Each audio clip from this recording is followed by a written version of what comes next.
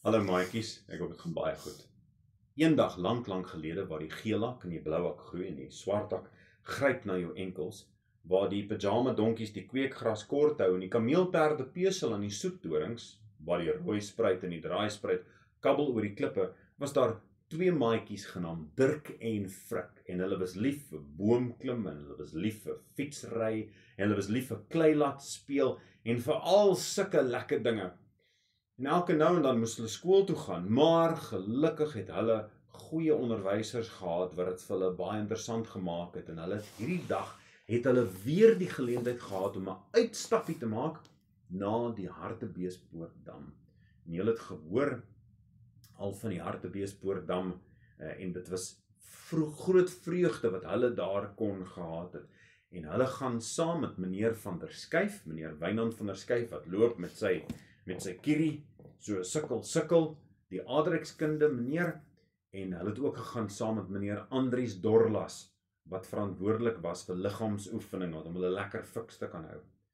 En hulle kom toe daaraan by die seiljagklub, by Hartbeespoortdam.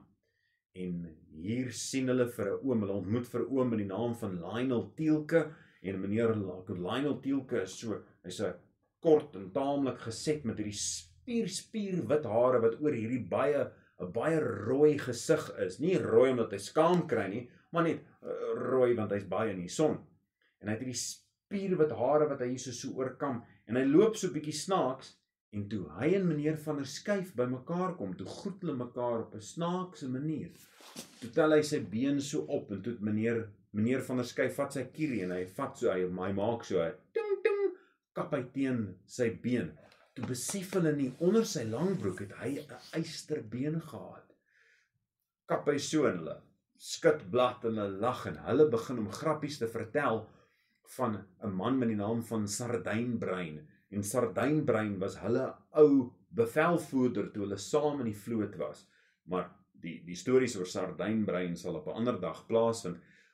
Daai dag het hulle die geleentheid gehad om te gaan leer van allerhande dinge ten opsigte van die dam en hoe goeders werk daar en hulle sou uitgegaan het op 'n boot. Maar voordat hulle uitgaan op die boot, toe moes hulle eers geleer het van veiligheid.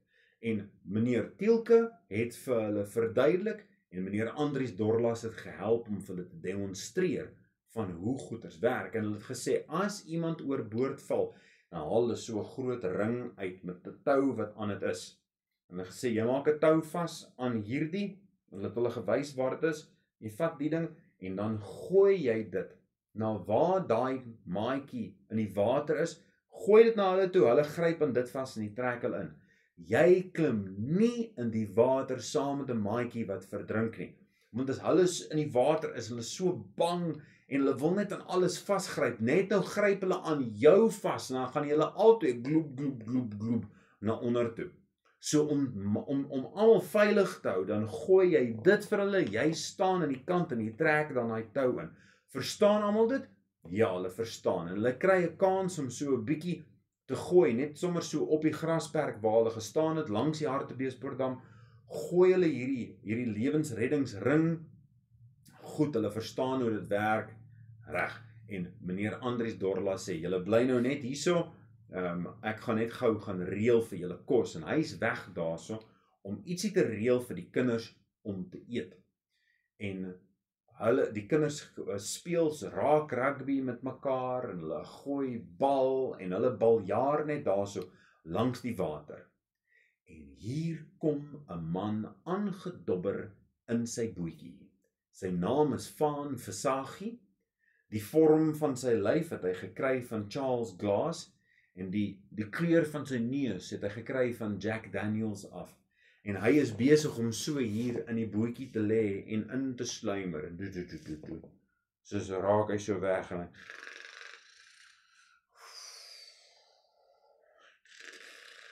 oor, dan rol hy so op en af terwyl hy daar sit met 'n visstok wat voor in die boot is en dit is so tussen sy tone loop die visstok so as die vis pluk, dan sal hy dit voel, dan sal hy wakker word en dan kan hy pluk en dan kan hy die kan inkatrol. Dit was nog in die dae toe jy die vis kon geëet het wat uit Hartbeespoortdam kom.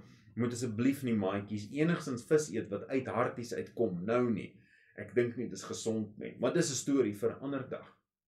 In elk geval, die storie vir vandag is meneer Vaan Visagie wat daar so aangedobber kom, en hier op 'n stadium, dan raak hy 'n bietjie meer aan die slaap as wat hy verwag het, en sy kop, in steede daarvan dat hy weer so vorentoe kom hierso, en dan kantel hy agtertoe, en toe hy so agtertoe kantel, toe val hy teen die agterkant van die boot, en hy skrik wakker, maar teen die tyd wat hy dan so geval het, hy is so groot, en sy bootjie so klein, hier kom die neus van die boot kom so op, en soos wat hy nou net hier so besig om te probeer om sy ewewig te kry, val hy agtertoe, en die boot val hier so op sy kop, bah!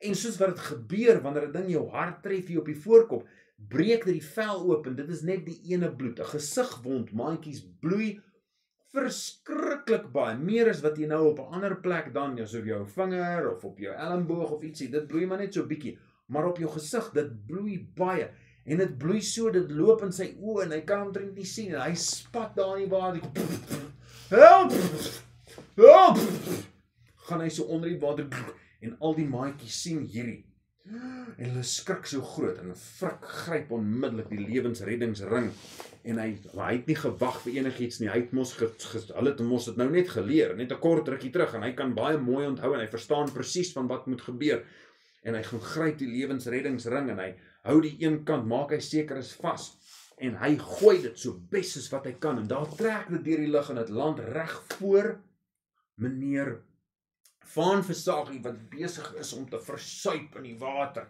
en hy skop, en hy spat, en hy spoeg, en hulle besef almal, hy kan nie die lewensreddingsring sien nie, want sy oë is nou vol van bloed, en dit is net water, en 'n gespat, en die oom gaan glub, glub, glub, glub, onder die water, en hy kom weer op, en help, en hulle besef, maar hierdie oom gaan in die moeilikheid kom, en so gou is nou duik Dirk in die water, en hy swem na hom toe, maatjies, maar wat gaan nou gebeur, want, hy kan nie hierdie groot oom vashou nie, hy kan hom nie optel nie, hy kan hom nie dra nie, hy sal net in hom vasgryp, en so onder die water sink, en Dirk swem nader, en die ander maatjies skree daar, nee Dirk, jy moenie, pas op Dirk, en Dirk swem nader, en toe sy naby die oom kom, vat hy die ring, en hy stamp dit daar so in die oom se rigting, en hy gryp dit raak, en hy klou daarin vas,